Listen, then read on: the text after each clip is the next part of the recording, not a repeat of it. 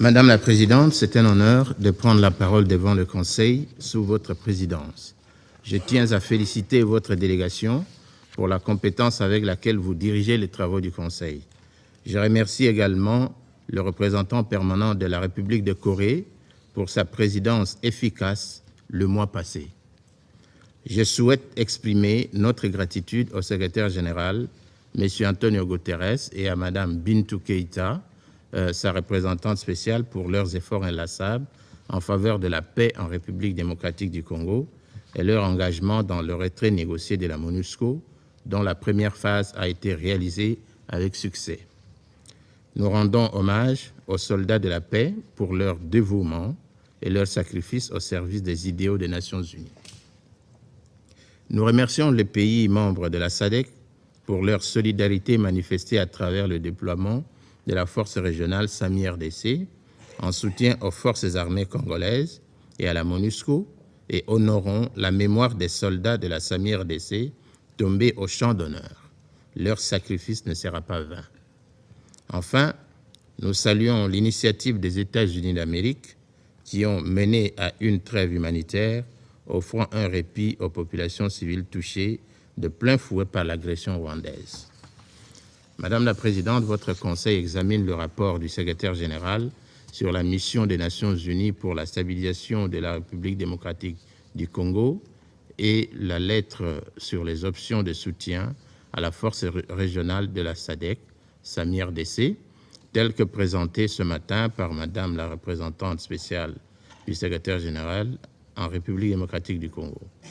Le rapport conjoint RDC-MONUSCO sur la première phase du désengagement de la MONUSCO, y compris la feuille de route pour le désengagement au Sud Kivu et le plan d'appui des Nations Unies pour la transition au Sud Kivu, doit également être pris en compte.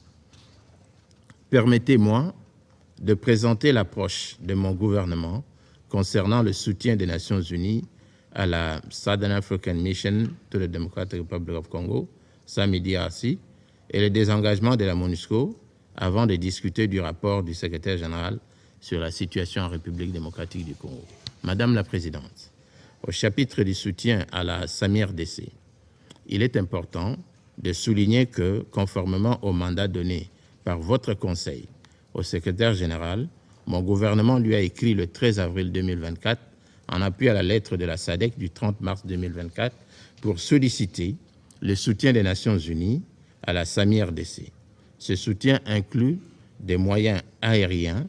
de transport terrestre, d'infrastructures, la mise des installations de la MONUSCO lors de son retrait, des ressources financières pour compléter le budget de la SAMI-RDC pour l'achat de drones et de transports aériens stratégiques, ainsi que des plateformes de collecte d'informations et de renseignements. Il convient de rappeler que cette demande de soutien logistique et de collaboration entre la MONUSCO et les forces régionales, particulièrement celle de la SADC, n'est pas une première. Grâce à cette collaboration, à la demande de notre gouvernement, la MONUSCO avait mis en place la brigade d'intervention rapide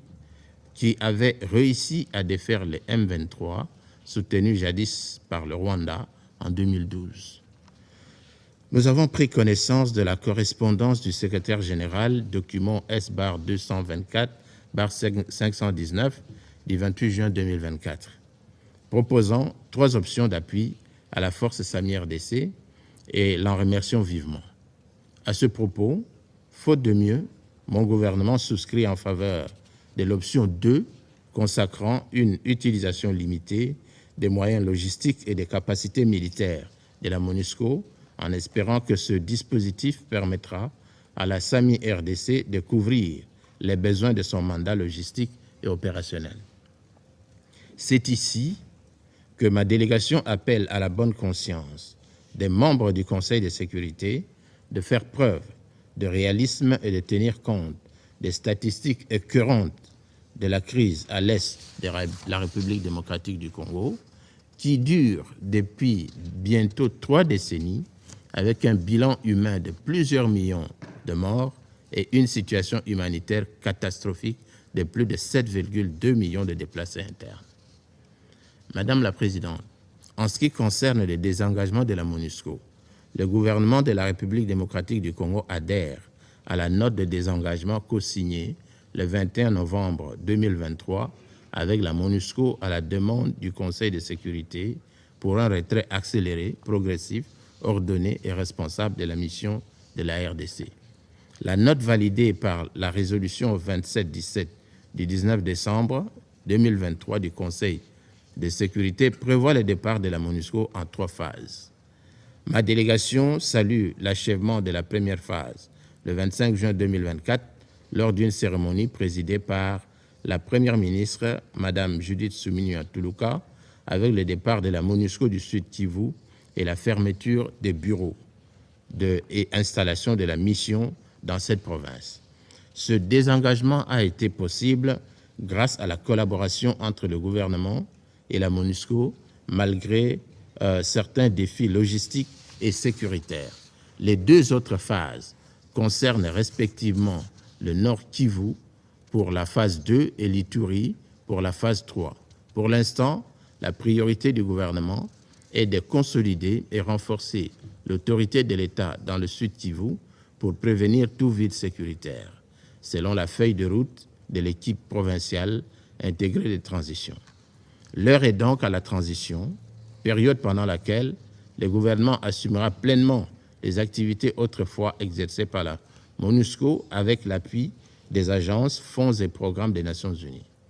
Ces activités sont budgétisées dans la feuille de route provinciale dont la mise en œuvre devrait débuter le 1er juillet 2024. Toutefois, en raison de l'agression continue du Rwanda dans le Nord Kivu, la phase de retrait suivante, phase 2, sera abordée lorsque les conditions le permettront, après des évaluations conjointes continues. Madame la Présidente,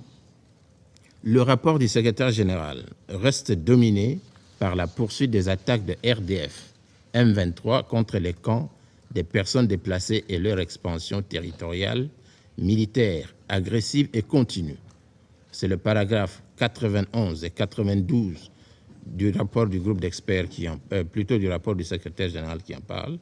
comme en témoignent également les récents affrontements violents autour de la ville de Kanyabayonga, dans le territoire de Lubero, dans la province du Nord Kivu.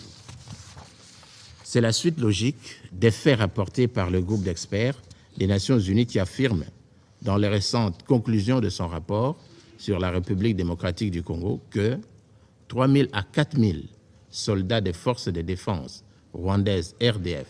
opèrent actuellement dans les territoires de Nyiragongo, Rutshuru et Masisi. Ces troupes appartiennent à diverses divisions des RDF, notamment les 2e et 3e divisions commandées par le général de division Eugène Nkubito et les forces spéciales des RDF commandées par le lieutenant-colonel Augustin Riarasa Migabo. Ceci est renseigné dans les paragraphes 42 et 43 du rapport du groupe d'experts. Le groupe d'experts a documenté le déploiement de technologies et d'équipements militaires avancés par le RDF, y compris des lance-roquettes de 122 mm, des bombes de mortier et des conteneurs de missiles anti-chars. Vous lirez cela au paragraphe 46 du rapport du groupe d'experts. Pourtant, peu avant de prendre connaissance de ce rapport, mon gouvernement avait attiré l'attention du Conseil sur l'aggravation de la situation sécuritaire et humanitaire caractérisée notamment par les bombardements de camps de déplacés de guerre à l'est de la RDC qui ont causé un nombre élevé de victimes, en majorité des femmes et des enfants. C'est notamment le cas des bombardements aveugles et délibérés perpétrés par les troupes de l'armée rwandaise et leurs supplétifs du M23, respectivement en date du 2 février 2024 contre le camp de déplacés de Nzale et de la tragédie vécue le 3 mai 2024 par les populations congolaises vivant dans les camps de déplacés de guerre de Mugunga au nord Kivu. Ces attaques ont été suffisamment documentées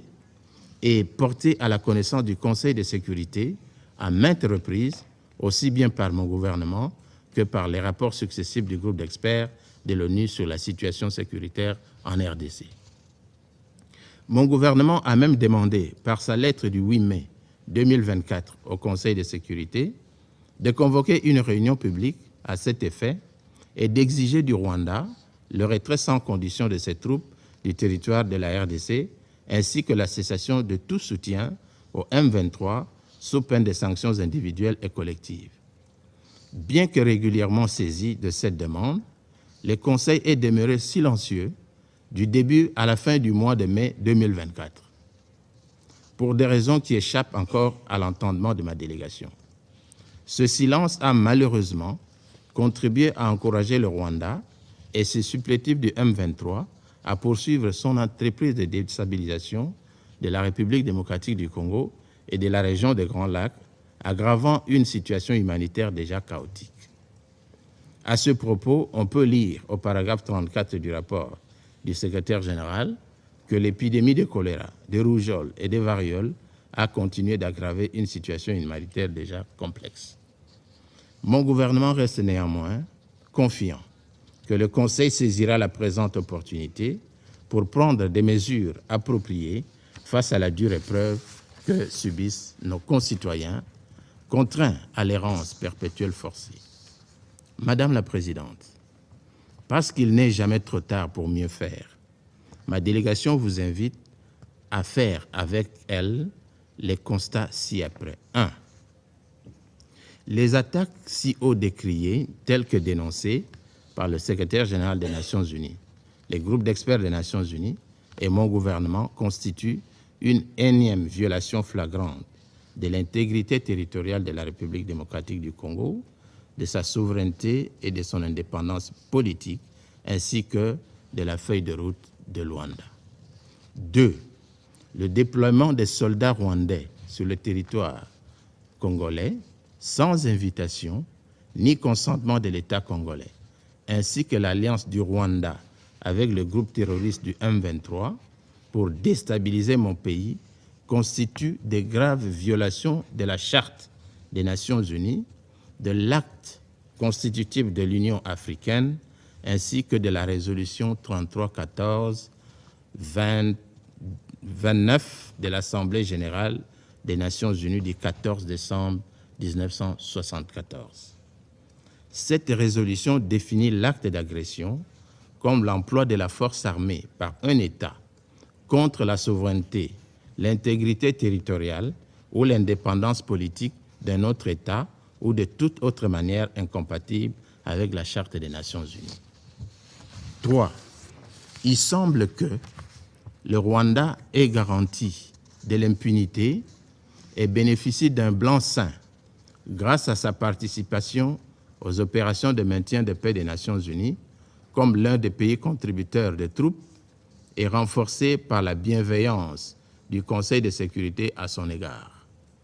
Depuis 2022, les forces rwandaises et le M23 ont attaqué à plusieurs reprises des positions de la MONUSCO et de la SAMI-RDC, ainsi que des hélicoptères entraînant la mort de quelques casques bleus, y compris des soldats de la paix originaires de certains États membres du Conseil. Ces attaques constituent des crimes de guerre. Le Conseil de sécurité doit agir, car les autorités rwandaises ne respectent aucun engagement pris, déstabilisent l'État congolais et défient les organisations internationales et régionales, lançant même dans les médias internationaux un appel public au soutien au M23, un groupe armé terroriste made in Rwanda, pour tuer les Congolais et renverser l'ordre institutionnel de la RDC sans que le Conseil de sécurité ne bronche. Il faut reconnaître, Madame la Présidente, que la cessation des hostilités et la désescalade tant souhaitées ne seront pas possibles tant que le Rwanda et ses alliés du M23 continueront à attiser le feu et que les dirigeants rwandais ne respecteront pas leurs engagements dans le cadre du processus de Luanda. La République démocratique du Congo défendra son intégrité territoriale, sa souveraineté et sa sécurité,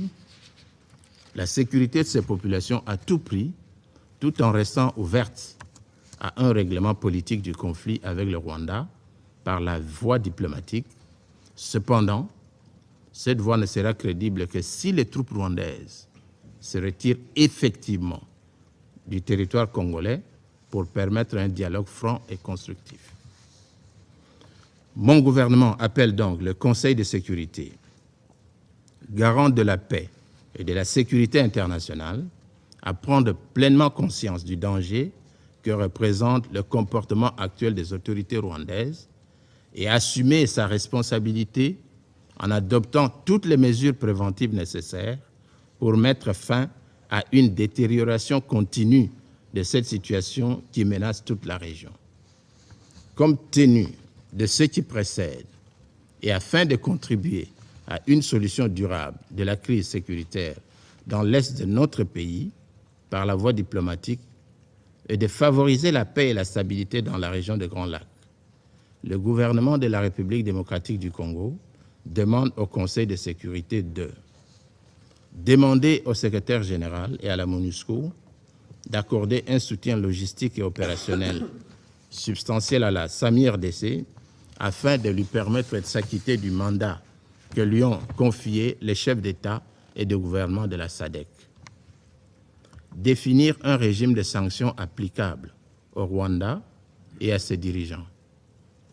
Sanctionner l'État rwandais, ses dirigeants et toute personne morale ou physique impliquée dans cette agression. Les crimes de guerre, les crimes contre l'humanité et les violations graves des droits de l'homme commises par le RDF et le M23 sur le territoire congolais. Exiger officiellement le retrait sans condition des troupes rwandaises de la RDC sous peine de sanctions individuelles et collectives. Suspendre toute participation des troupes du Rwanda aux opérations de paix des Nations Unies